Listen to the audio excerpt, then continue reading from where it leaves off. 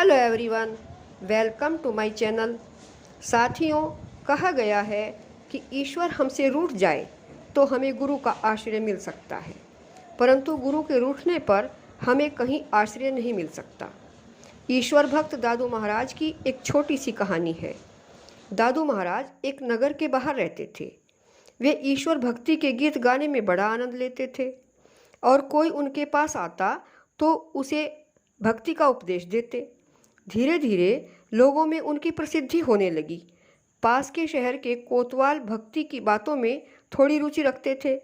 एक दिन वे घोड़े पर बैठे और दादू महाराज के दर्शन करने के लिए शहर से चल पड़े। उनकी रुचि भक्ति में तो थी, लेकिन फिर भी थे तो कोतवाल ही।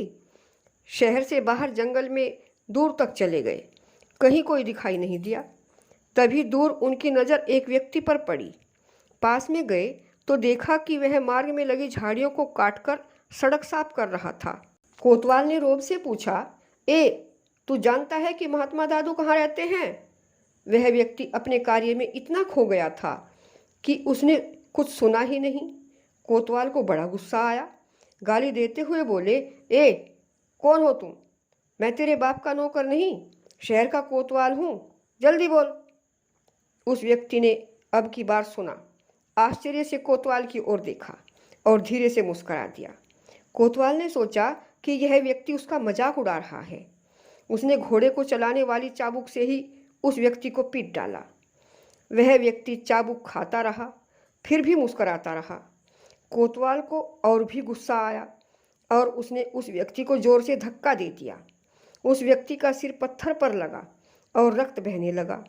कोतवाल साहब ने उसकी ओर देखा भी नहीं और वहाँ से चल दिए। कुछ दूर ही गए थे कि दूसरी ओर से आता हुआ उन्हें एक और व्यक्ति मिला। उससे बोले, अरे भाई, दादू महाराज कहाँ मिलेंगे, तू जानता है? उस व्यक्ति ने कहा, हाँ भाई, दादू महाराज तो इसी मार्ग में लगी झाड़ियों को काट रहे थे। मैं अभी थोड़ी देर पहले ही उन्हें देख कर आया हूँ। क्या तुम्हें नहीं मिले? कोतवाल ने आश्चर्य से कहा, वे दादू थे? पथिक ने कहा, हाँ।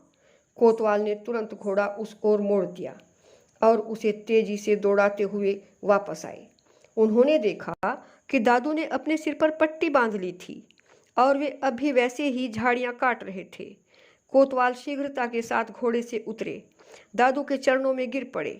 रोते हुए बोले, क्षमा दो महात्मन, मैं तो आप ही को खोजता फिरता था। मेरी बुद्धि पर पर्दा पड़ गया, आपको ही पीट डाला। मुझे क्या पता था कि आप ही दादू भक्त हैं। आप तो सड़क साफ कर रहे थे। दादू मुस्कुराते हुए बोले, मैं सड़क ही तो साफ करता हूँ। आत्मदर्शन को जाने वाली सड़क बिल्कुल सीधी है।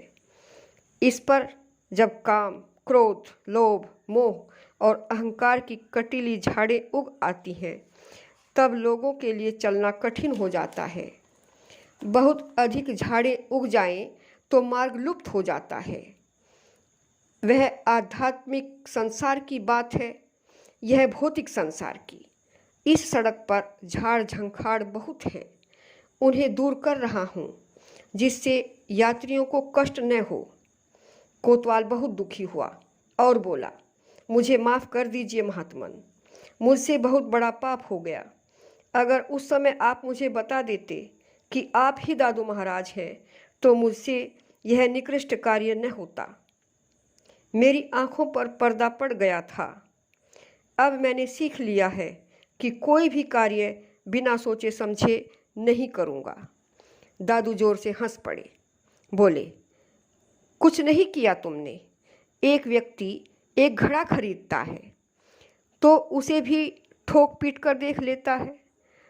तुम तो जीवन का मार्ग दिखाने वाले गुरु को खोज रहे थे, ठोक पीट कर देख लिया तो क्या हर्ज हो गया।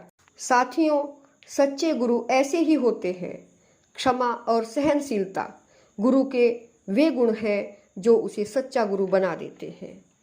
अगर आपको यह कहानी अच्छी लगी हो तो इसे लाइक कीजिए, शेयर कीजिए, कमेंट कीजिए और सब्सक्राइब कीजिए। पूरी कहानी सुनने के लिए धन्यवाद।